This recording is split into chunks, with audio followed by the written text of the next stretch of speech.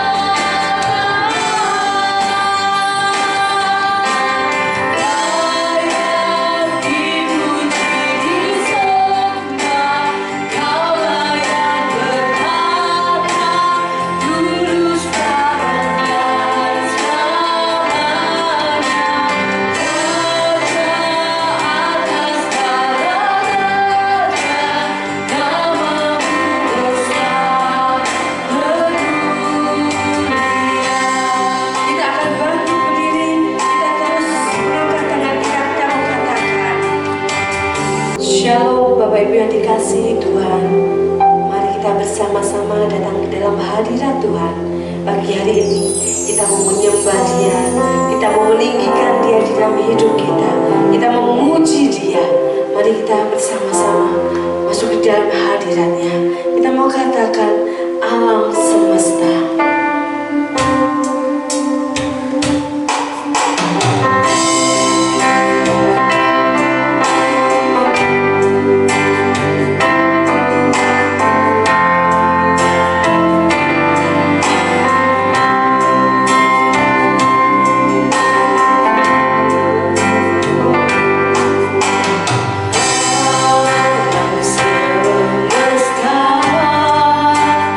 Melukis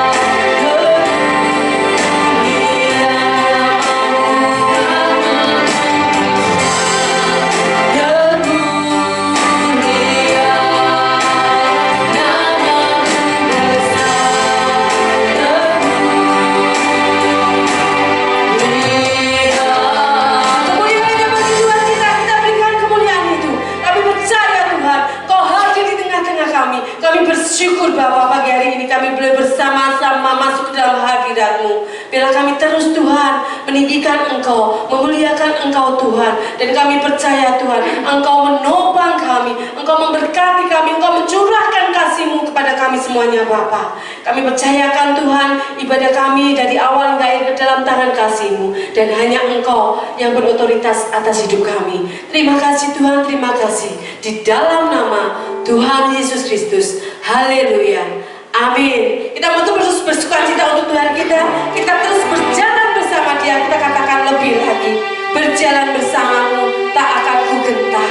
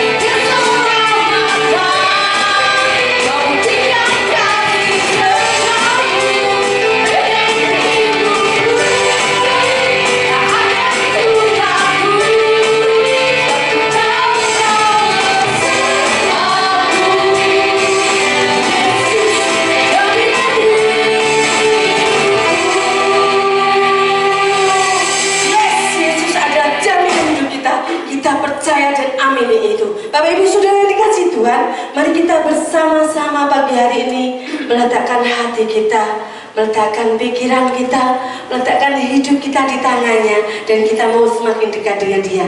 Kita mau katakan, kita mau rasakan Bapa, Kau setia, Bapa Kau mulia, Engkau sungguh tunjukkan kasih setiamu.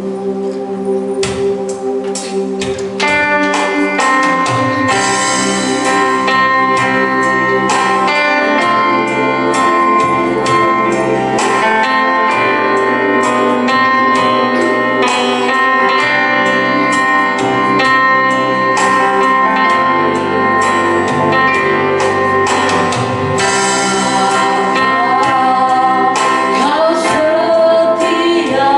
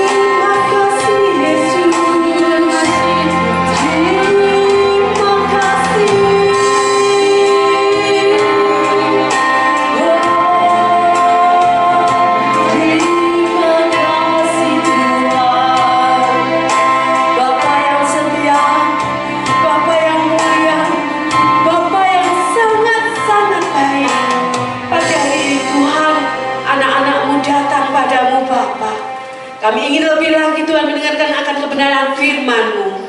Bila Tuhan melalui hamba-Mu yang menyampaikan Bapak Rudianto Chandra Bapa, Engkau mengurapi kami semuanya sehingga firman itu menjadi rema buat kami. Dan Engkau Tuhan memberkati hamba-Mu ini Tuhan, bila yang berkata-kata Engkau sendiri Tuhan.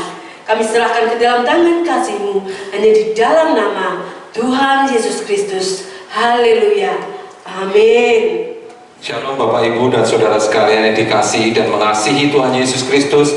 Kembali pada minggu pagi hari ini kita bersekutu bersama memuji dan menyembah Tuhan, karena Tuhan bertahta di atas pujian dan penyembahan umatnya. Dan pagi hari ini kita rindu supaya firman Tuhan menjadi kekuatan bagi kita, menjadi ingatan bagi kita, sehingga kita tetap ada di dalam hadiratnya, kita tetap bersama dengan Tuhan, boleh menikmati berkat-berkatnya, menikmati anugerahnya yang tidak berkesudahan di dalam kehidupan setiap kita. Haleluya. Firman Tuhan pagi hari ini berjudul tetap teguh dalam rancangan Tuhan. Tetap teguh dalam rancangan Tuhan. Bapak Ibu dan Saudara sekalian, arti suatu rancangan adalah sesuatu yang sudah dirancang, hasil yang merancang, rencana program atau satu desain. Yang namanya rancangan, pikiran kita boleh tertuju pada satu bangunan. Sebelum membangun satu bangunan, tentu seorang arsitek akan membuat suatu rancangan atau rancang bangun, di mana rancangan itu akan menentukan bangunan yang berdiri di atasnya. Dan ketika rancangan sudah jadi dan diterapkan, maka ketika bangunan itu sudah berdiri, rancangannya tidak bisa berubah lagi. Rancangan Tuhan atas kehidupan manusia adalah rancangan yang terindah. Namun seringkali manusia tidak bisa memahami bagaimana rancangan Tuhan itu diterapkan dalam kehidupan setiap kita. Dan seringkali pula manusia ingin membuat rancangannya sendiri, sehingga terjadilah double rancangan. Dan sampai kapanpun seorang ahli apapun akan berkata double rancangan tidak akan pernah bisa didirikan bangunan di atasnya. Haleluya, haleluya. Bapak Ibu dan Saudara sekalian, sebuah rancangan adalah sebuah proses pemikiran yang sangat matang, perencanaan, mempertimbangkan berbagai hal, berbagai aspek, sehingga secara keseluruhan diperkirakan bangunan bisa berdiri di atasnya. Tuhan merancangkan manusia Anda dan saya begitu indahnya. Rancangan yang ada di dalam tubuh kita, organ-organ tubuh kita berfungsi dengan baik dan indah. Bapak Ibu dan Saudara sekalian, Yesaya berkata kepada umat Israel pada waktu itu, Yesaya 55 ayat 8-9 berkata, sebab rancanganku bukanlah rancanganmu, dan jalanmu bukanlah jalanku. Demikianlah firman Tuhan. Seperti tingginya langit dari bumi, demikiannya tingginya jalanku dari jalanmu, dan rancanganku dengan rancanganmu, rancanganku dari rancanganmu. Bapak Ibu dan Saudara sekalian, Tuhan ingin mengatakan, Allah ingin menyatakan bahwa rancangan Allah itu jauh-jauh lebih hebat, lebih tinggi daripada segala rancangan manusia. Haleluya. Rancangan Allah jauh lebih tinggi, jauh lebih dahsyat, jauh lebih indah daripada setiap rancangan manusia. Pertanyaan kita, kenapa Tuhan izinkan manusia bisa merancang sesuatu? Karena manusia diberi kehendak bebas, manusia diciptakan dengan akal budi, dan demikian sempurnanya rancangan Tuhan, maka manusia bisa membuat rancangan sendiri. Tetapi Tuhan juga memberi pengertian akal budi supaya manusia tahu bahwa rancangan Tuhan jauh lebih tinggi daripada rancangan manusia. Sehingga dengan pemikiran, akal budi, pemahaman, manusia harusnya tunduk kepada rancangan Tuhan, tunduk kepada rancangan Tuhan. Bapak Ibu dan Saudara sekalian, manakala, kapan saatnya manusia seringkali menonjolkan rancangan dirinya sendiri dibanding rancangan Tuhan, menganggap rancangannya lebih baik, lebih indah? Ketika manusia mengalami pergumulan hidup, saudara, dan ketika manusia bertanya, apa toh peran dan kehadiran Tuhan di dalam hidupku ini, di dalam masalahku ini? Sepertinya kok Tuhan tidak peduli. Di mana keadilan Tuhan? Tuhan kok membiarkan orang yang jauh dari Tuhan, orang-orang fasik lebih makmur daripada orang-orang yang dekat dengan Tuhan, yang melayani Tuhan? Apakah Tuhan sudah menjauh dari hidupku sehingga aku mengalami persoalan ini? Apakah Tuhan tidak mendengar ketika aku berseru? Mengapa Tuhan membiarkan begitu saja persoalan dan masalah ini aku alami. Ketika kita menghadapi masalah, kita mulai meragukan peran daripada Tuhan di dalam kehidupan kita. Alkitab memberi satu contoh yang jelas di dalam kitab Ayub, bagaimana Ayub mengalami rancangan Tuhan yang berbeda dari rancangan semua manusia yang ada di sekelilingnya. Dan Ayub dibiarkan oleh Tuhan untuk meraba-raba apa rancangan Tuhan yang sesungguhnya, ya. Apa maunya Tuhan di dalam hidupnya Ayub, apa destininya Tuhan. Tuhan tidak berkata menjelaskan secara gamblang apa rancangan Tuhan, sehingga Ayub diizinkan mengalami penderitaan demi penderitaan, tetapi Ayub harus mencari sendiri. Ayub tidak mengerti cerita pada awalnya, sehingga membuat Ayub sebagai seorang manusia sempat meragukan penyertaan Tuhan, sempat ingin berkata bahwa dirinya benar. Tetapi pada akhirnya, puji Tuhan, Ayub tersadarkan siapakah dirinya itu sesungguhnya. Ayub tidak mengerti bahwa pada pas awal-awal dari kisah tentang hidupnya itu ada komunikasi, ada pembicaraan antara iblis dan Tuhan. Dan awalnya di Ayub pasal 1, iblis menjawab Tuhan, apakah dengan tidak mendapat apa-apa Ayub takut akan Allah? Iblis ingin berkata kepada Tuhan, Ayub taat karena engkau pagari dia. Iblis ingin mengeluarkan satu presuposisi pemikiran bahwa manusia itu bisa taat kepada Tuhan karena Tuhan memberi. Manusia taat karena timbal balik, bukan karena kasih. Dan Tuhan berkata kepada iblis, silahkan engkau buktikan, tapi jangan ambil nyawanya. Sepertinya iblis itu mau menggugat kepada Allah, tidak percaya kepada Allah. Ayub nggak ngerti cerita awal dari kisah hidupnya ini. Kalau dia mengerti kisah awal dari hidupnya, dia akan bersiap diri tentunya. Karena Allah sekedar memberi izin sementara saja, tidak izin sepenuhnya kepada iblis untuk melakukan pencobaan atau penderitaan di dalam hidup Ayub. Tetapi Allah yang peduli, Allah yang terus berbelas kasih, Allah yang tidak mau ciptaannya yang indah di hadapannya terhanyut begitu saja. Ayub akhirnya menyadari oleh karena hikmat dan akal budi yang Tuhan berikan. Mari kita baca di dalam Ayub 42. Ayub 42 ayat 1 sampai dengan yang ke-6. Ayub 42 ayat 1 sampai dengan ke-6, demikian bunyi firman Tuhan. Maka jawab Ayub kepada Tuhan, aku tahu bahwa engkau sanggup melakukan segala sesuatu dan tidak ada rencanamu yang gagal. Firman-Mu, siapakah dia yang menyelubungi keputusan tanpa pengetahuan? Itulah sebabnya tanpa pengertian aku telah bercerita tentang hal-hal yang sangat ajaib bagiku dan yang tidak aku ketahui. Firman-Mu, dengarlah, maka akulah yang akan berfirman. Aku akan menanyai engkau supaya engkau memberitahu aku.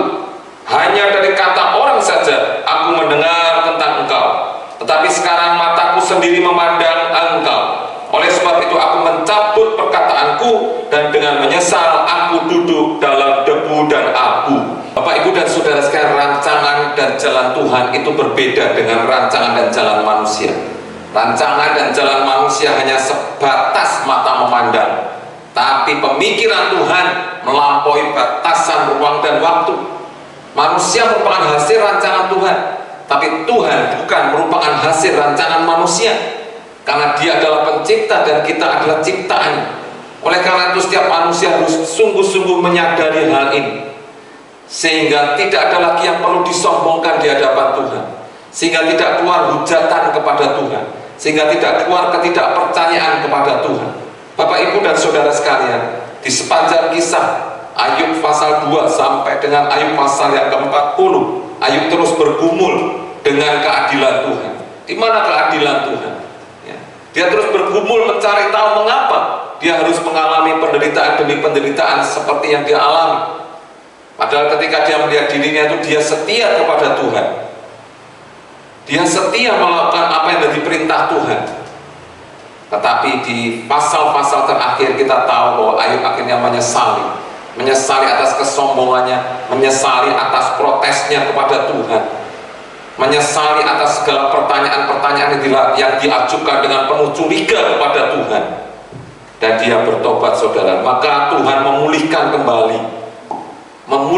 keadaan Ayub kembali setelah dia merendahkan diri dan memberi persembahan kepada saudara-saudaranya. Bapak, Ibu, dan saudara sekalian, melalui pergumulan Ayub ini kita belajar bahwa tidak ada yang harus kita risaukan dan kita takutkan. Sebab selama pergumulan itu terjadi dalam ruang lingkup hubungan yang baik dengan Tuhan, selama pencobaan itu terjadi dalam ruang lingkup hubungan yang baik kita dengan Tuhan, kita percaya Tuhan tidak pernah merancangkan yang buruk kepada yang mengasihinya.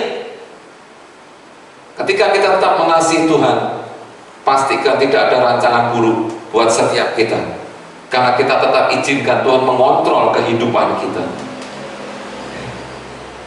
Bapak, Ibu, dan saudara sekalian, sebelum Ayub mengalami satu pertobatan ini, dia sempat bertanya, dia sempat menyombongkan dirinya. Coba kita lihat apa perkataan Ayub di dalam Ayub pasal 33 ayat 8 sampai 13, saudara. Ayub pasal ke-33 ayat 8 sampai dengan 13. Dia berkata demikian, saudara. Tetapi engkau telah berbicara dekat telingaku, dan ucapan-ucapanmu telah kudengar. Aku bersih, aku tidak melakukan pelanggaran, aku suci, aku tidak ada kesalahan. Tetapi ia mendapat alasan terhadap aku. Ia menganggap aku sebagai musuhnya. Ia memasukkan kakiku ke dalam pasung. Ia mengawasi segala jalanku. Sesungguhnya dalam hal itu engkau tidak benar. Demikian sanggahanku kepadamu, karena Allah itu lebih daripada manusia. Mengapa engkau berbantah dengan dia, bahwa dia tidak menjawab segala perkataan? Perhatikan apa yang menjadi pendapat Ayub, saudara, bahwa dia menilai dirinya bersih, tidak melakukan pelanggaran, dan kemudian selanjutnya dia menilai Allah, ya. Dalam tanda kutip, seolah Ayub ini menghakimi Allah, karena dia berpikir bahwa Allah itu menganggap Ayub sebagai musuhnya. Allah itu menganggap Ayub sebagai musuhnya. Bahkan Allah memasukkan kaki Ayub ke dalam pasung. Ayub dipasung oleh Allah. Allah terus mengawasi jalannya seolah tidak percaya. Ini sanggahan Ayub kepada Allah ketika dia tetap tidak mendapat jawaban dan dukungan juga yang memuaskan dari keadaan sekelilingnya. Bapak, Ibu, dan saudara sekalian, tetapi Tuhan menjawab Ayub. Di dalam Ayub pasal yang ke-38 ayat yang keempat, Tuhan bertanya kepada Ayub, "Di manakah engkau ketika aku meletakkan dasar bumi? Ceritakanlah kalau engkau mempunyai pengertian." Ayub tidak bisa menjawab ditanya demikian, saudara. Di mana engkau, Ayub, ketika aku meletakkan dasar yang paling dalam dari bumi ini? Ini berbicara tentang penciptaan, saudara. Ayub belum ada. Ayub nggak ngerti bagaimana Tuhan mulai menciptakan. Ceritakanlah kalau engkau mempunyai pengertian. Ternyata Ayub nggak punya pengertian, nggak ngerti, nggak bisa memahami segalanya itu, saudara. Yakin dan percaya, waktu Tuhan berbuat, berbicara, menegur, menghibur, pasti hidup orang percaya akan selalu dalam kontrolnya Tuhan. Ketika Tuhan berbicara, menghibur kita, pastikan Tuhan menyertai kita selalu. Dia tahu yang terbaik dalam kehidupan kita. Ini story of God, ceritanya Tuhan, destiny-nya Tuhan ketika dia menciptakan. Alkitab memberitahu manusia jatuh ke dalam dosa, kemudian ada penebusan dari Tuhan Yesus Kristus sendiri, sehingga kita mengalami kehidupan yang baru, menjadi ciptaan yang baru, dan menjadi ciptaan baru kita menyatakan kemuliaan dan kasih Tuhan. Bapak, Ibu, suatu kali ada seorang pemilik burungnya ini sangat dikasih sekali, tapi sebentar sang pemiliknya akan pergi keluar kota. Kemudian dia meletakkan sang burung kesayangannya di dalam satu sangkar, di mana di dalam sangkar itu dipenuhi dengan ranting-ranting yang berduri. Burung ini sempat meninggalkan sarangnya karena tidak tahan dengan duri-durinya. Namun sang burung karena setia kepada tuannya, dia tetap berada di dalam sangkar tersebut sambil menahan sakit pada kakinya yang kadangkala menginjak kepada duri itu. Kau tetaplah di sini sementara aku keluar kota. Sarang ini adalah tempat terbaik untukmu, ucap tuannya. Si burung sempat berpikir, tempat terbaik macam apa? Kok ada sarangnya seperti ini? Apa engkau ingin menyiksa aku? Pikir si burung kepada tuannya. Hari-hari berikutnya si burung ini melewati waktu dengan bersungut-sungut karena ada di dalam sarang yang penuh duri.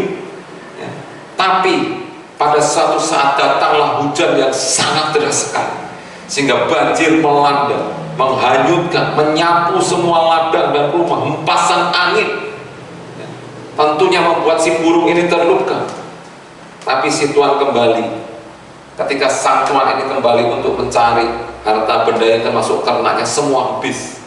Yang dia jumpai adalah burung kesayangannya masih ada di dalam sarangnya. Sang tuan berkata, bersyukurlah kamu walaupun engkau terluka, tapi engkau tetap selamat. Bayangkan kalau engkau ada di dalam sarang yang nyaman, yang enak, maka kau akan gampang terterpa oleh angin yang besar itu, dan kau akan lolos begitu saja. Lihatlah, ternyata ranting-ranting yang berduri itu menghalangi langkah-langkahmu, sehingga kamu tidak sempat mengembangkan sayapmu ikut terbawa angin, terbang keluar dari jeruji-jeruji sarang tersebut.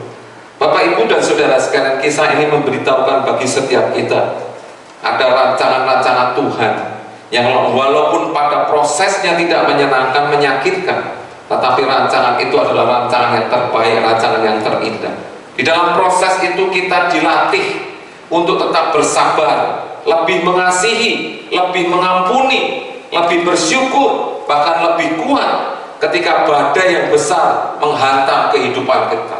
Ketika badai yang besar menerpa kita akan mendapati iman kita tidak akan tergoyahnya. Tuhan mendapati kita setia pada janji-janjinya, sehingga pada saatnya nanti Tuhan akan membalut setiap luka-luka kita, luka-luka kita. Bapak, Ibu, dan saudara sekalian, mengapa kadang-kadang kita sulit untuk menerima maksud baiknya Tuhan di dalam hidup kita? Karena kita mungkin berpikir kita diletakkan pada tempat yang tidak tepat oleh Tuhan, maka kita kurang bisa memahami maksud baik Tuhan. Bagaimana tetap teguh dalam rancangan Tuhan? Ini yang menjadi kerinduan setiap orang percaya. Mari lihat bersama, kita harus teguh dalam rancangan Tuhan, karena Yesus lakukan banyak hal dalam hidup kita. Tuhan Yesus sudah mempersiapkan segalanya. Mari kita baca nats kita, Ibrani pasal 4 ayat 14 sampai dengan 16. Ibrani pasal 4 ayat 14 sampai dengan yang ke-16. Demikian bunyi firman Tuhan. Karena kita sekarang mempunyai imam besar agung yang telah melintasi semua langit, yaitu Yesus anak Allah, baiklah kita teguh berpegang pada pengakuan iman kita. Sebab imam besar yang kita punya bukanlah imam besar yang tidak dapat turut merasakan kelemahan-kelemahan kita. Sebaliknya sama dengan kita, ia telah dicobai, hanya tidak berbuat dosa. Sebab itu marilah kita dengan penuh kebenaran menghampiri tahta kasih karunia, supaya kita menerima rahmat dan menemukan kasih karunia untuk mendapat pertolongan kita pada waktunya. Haleluya. Surat Ibrani ini mengingatkan setiap kita bahwa firman Allah itu berisi kebenaran dari Allah sendiri. Firman Allah itu tajam seperti pedang yang bermata dua.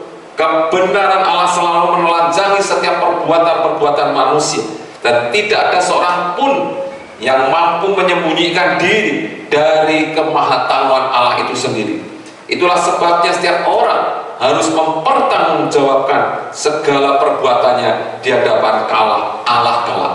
Ketika kita diminta pertanggungjawaban Allah, kita tidak perlu merasa takut. Sebab apa? Sebab kita memiliki Tuhan Yesus Kristus sebagai imam besar agung setiap kita. Sebagai imam besar yang agung, ia sudah mewakili kita di hadapan Bapa, mewakili setiap kita manusia yang berdosa, dan dia sudah membawa korban, yaitu hidupnya sendiri, untuk mewakili setiap kita sebagai korban pengampunan dosa. Yesus imam besar agung kita. sehingga kita boleh mendapatkan kuasa dan kasih karunia yang melimpah atas hidup kita, atas hidup orang-orang sekeliling kita, atas hidup keluarga-keluarga kita. Dan inilah yang menjadi kerinduan kita untuk tetap teguh di dalam rancangan Tuhan. Yang pertama adalah Tuhan Yesus imam besar kita. Tuhan Yesus adalah kegenapan imam besar dalam perjanjian lama. Imam besar di dalam perjanjian lama masuk ke dalam ruang Maha Kudus 1 tahun sekali dengan membawa korban pembenaran dari setiap umatnya. Tapi imam besar yang masuk ke ruang yang maha suci harus suci, kudus, tidak bercacat, tidak berdosa. Buktinya bagaimana? Ketahuannya bagaimana? Ketahuannya kalau imam besar ini mati terjatuh, berarti imam besar ini penuh dengan dosa. Maka bunyi gelang kemerincing di hadapan dia. Karena Yesus Kristus adalah imam besar kita. Dia yang Allah tidak berdosa, sudah membawa korban keselamatan bagi kita. Darahnya tercurah di atas tutup pendamaian untuk mendamaikan kita.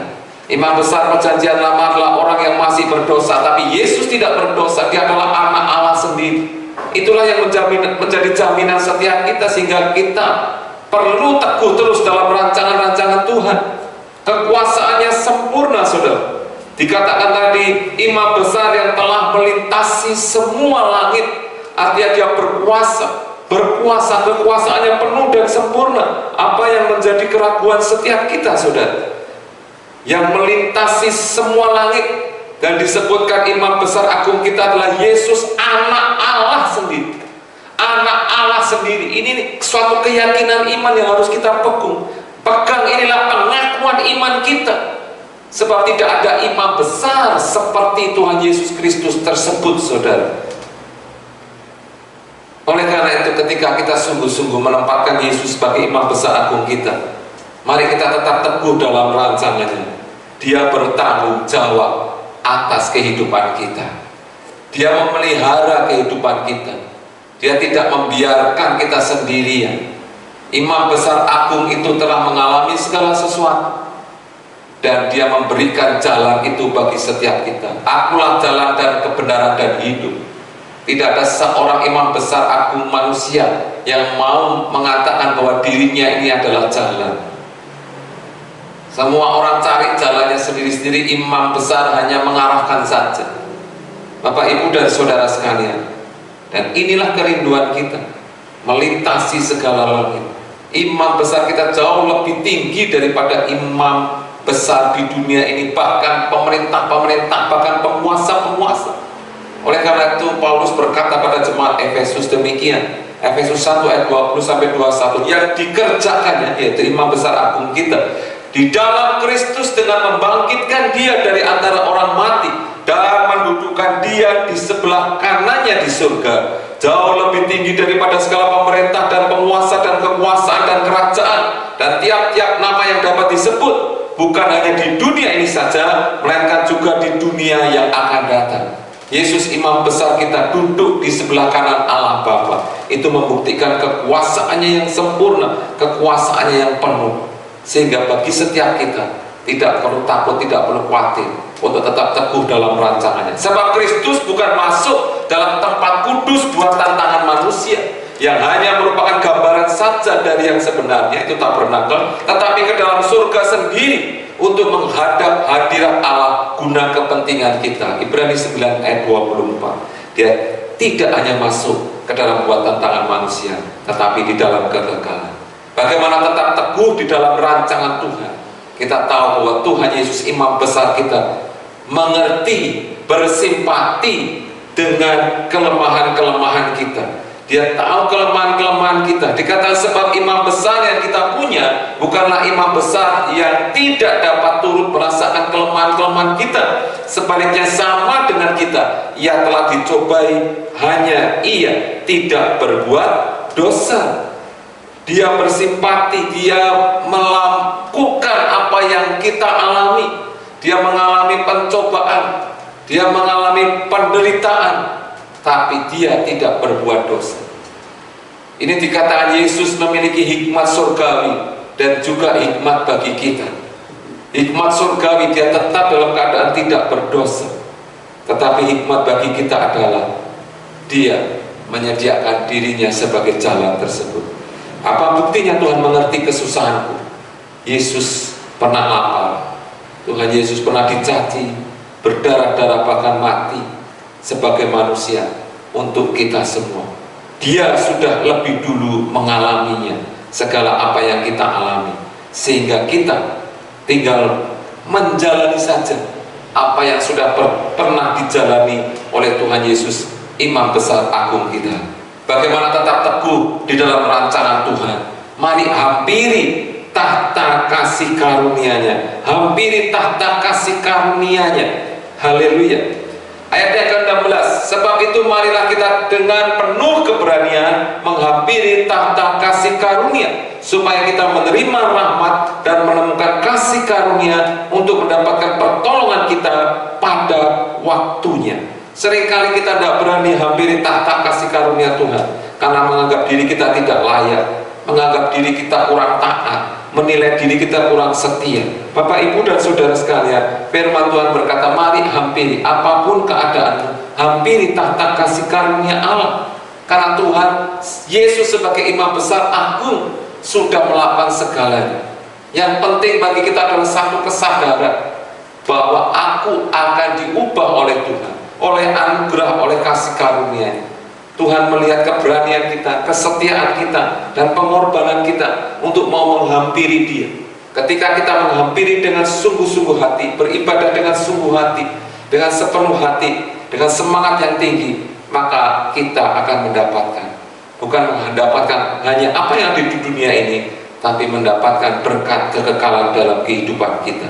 Mari Bapak, Ibu, Saudara, kita hampiri tahta kasih karunia Tuhan dengan penuh keberanian, karena kita dimampukan untuk menghampiri Yesus Kristus sendiri, Sang Imam Agung kita. Kita boleh mendekat kepada Dia, kita boleh merasakan anugerahnya, jamahannya, kasih karunia-Nya bagi setiap kita.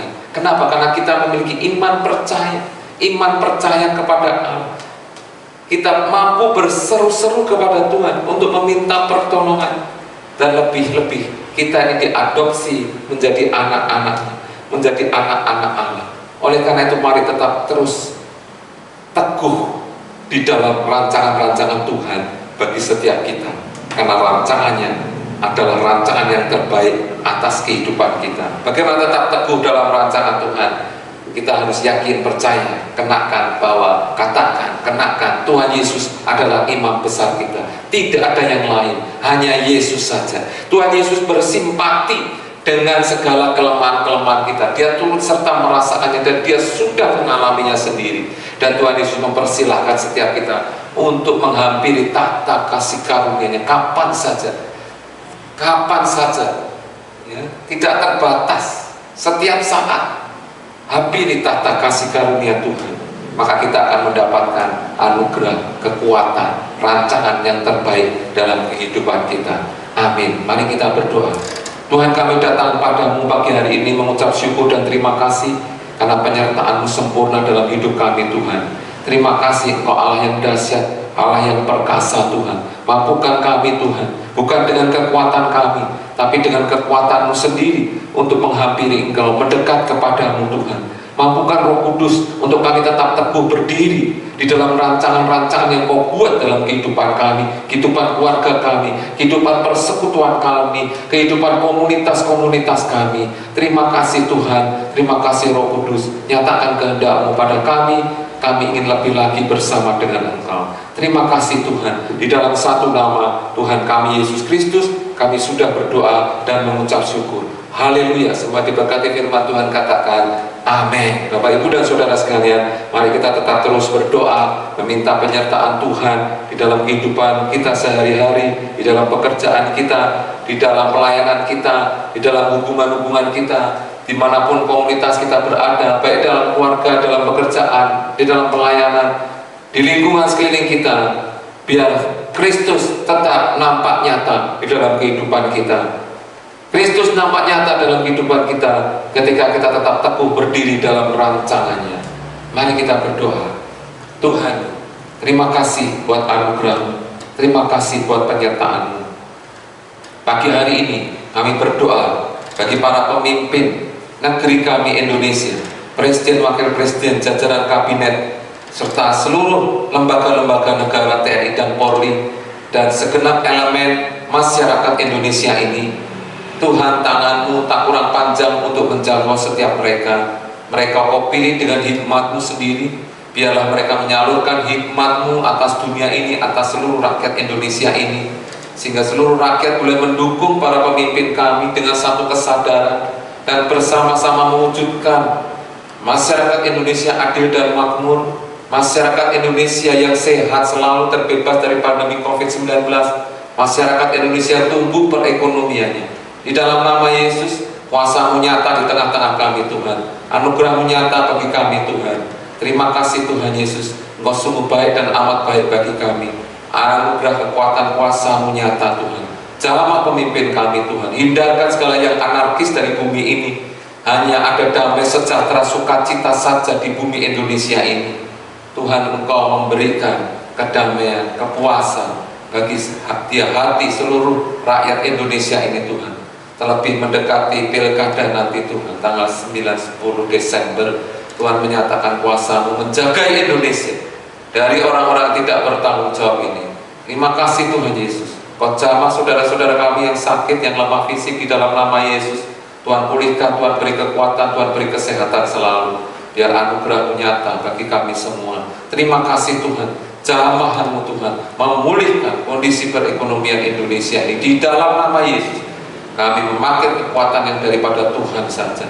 Tuhan, jamah seluruh jemaat-Mu yang saat ini baik yang beribadah offline maupun online. Beri kekuatan bagi setiap mereka. Bagi yang lemah fisik Tuhan sehatkan, Tuhan kuatkan kembali, karena Engkau Yehova Rafa yang menyembuhkan kami semua. Di dalam nama Yesus, kekuatan kuasa-Mu nyata. Engkau menyertai kami Tuhan di dalam setiap pergumulan kami yang ada, sehingga kami menjadi umat-umat yang keluar sebagai pemenang atas segala persoalan. Sebab kami mempunyai Imam Besar Agung yang sudah turut serta merasakan kelemahan-kelemahan kami dan sudah menang atas segala persoalan kami. Terima kasih Tuhan Yesus, terima kasih Allah Roh Kudus terus bekerja bagi kami semua di dalam proses kepindahan kami. Tuhan mengawal, menyertai dengan hikmat marifat-Mu, semua dalam rancangan damai sejahtera Tuhan. Terima kasih Tuhan Yesus, terima kasih. Mari Bapak Ibu angkat dua tangan kita dan kita akan terima berkat daripada Tuhan. Jemaat Tuhan, pulanglah dan terimalah berkat dari Allah Bapa, kasih karunia dari Tuhan Yesus Kristus, dan penyertaan oleh Allah kuasa Roh Kudus. Tuhan memberkati dan melindungi engkau. Tuhan menyinari engkau dengan wajah-Nya dan memberikan engkau kasih karunia. Tuhan menghadapkan wajah-Nya kepadamu dan memberi engkau damai sejahtera. Mulai sekarang sampai Maranatha, Tuhan Yesus datang kedua kalinya. Mari kita terima berkat dari kerajaan surga di dalam nama Bapa, Anak, dan Roh Kudus, yaitu di dalam nama Tuhan Yesus Kristus. Haleluya. Semua terima berkat Tuhan, katakan amin. Selamat hari Minggu, Tuhan Yesus memberkati.